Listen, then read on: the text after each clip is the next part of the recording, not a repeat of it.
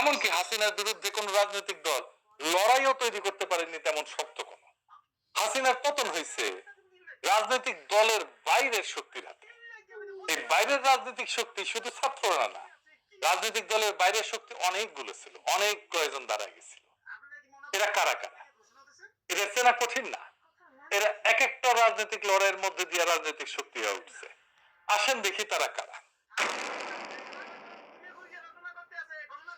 হাসিনার আমলে হাসিনার শাসনকে নাড়া দিতে পারছে সত্যিকার অর্থে চারটা আন্দোলন, যে আন্দোলনগুলোতে সাধারণ মানুষ সম্পৃক্ত হয়েছিল। রাজনৈতিক দলগুলো আন্দোলন করছে, জামাত আন্দোলন করছে আগে, বিএনপি আগে আন্দোলন করছে, কিন্তু সাধারণ মানুষ সেটাতে সম্পৃক্ত হয় না।